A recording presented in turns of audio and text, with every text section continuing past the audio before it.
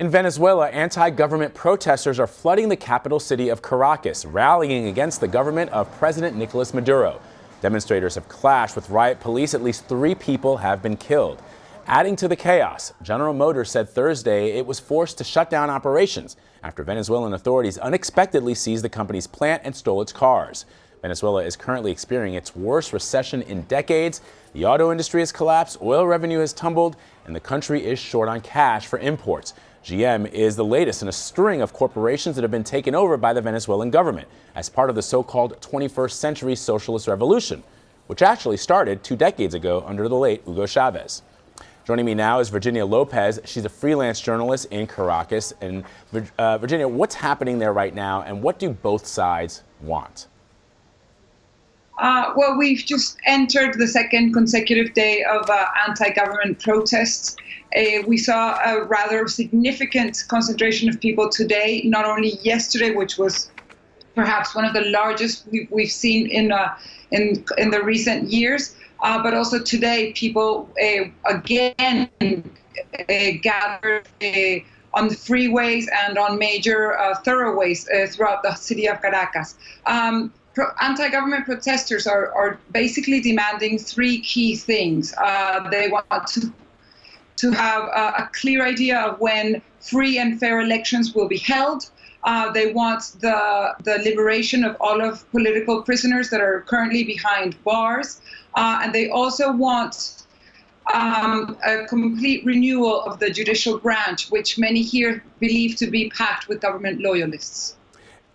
So I have 2 questions, Virginia. One, how are authorities, if they're making any efforts at all, to de-escalate the situation and help our audience here in the United States understand how a country like Venezuela, which is rich in natural resources, specifically oil, is so cash poor? Well, to answer your first question, to this point, we've seen security forces move in and try and disperse crowds using basically tear gas and rubber bullets.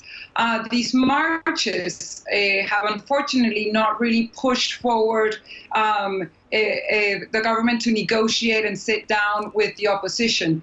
There's been efforts to do so, but they've basically been fruitless to this point, even after the Vatican decided to broker some of these talks.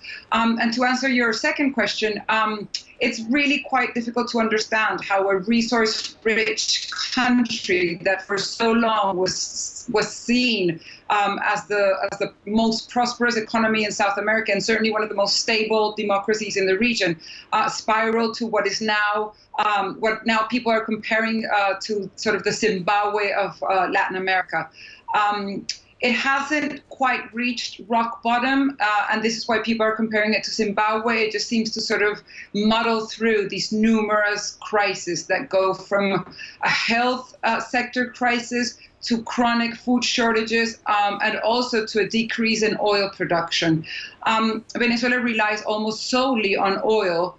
And because there's been a drop in the price of oil, but also a drop in production, the country is now seeing that they basically have no money to import the amount of food and goods that it was usually accustomed to do. And Virginia, we also know that several people sadly have been killed during these protests. What do we know about the victims and their deaths?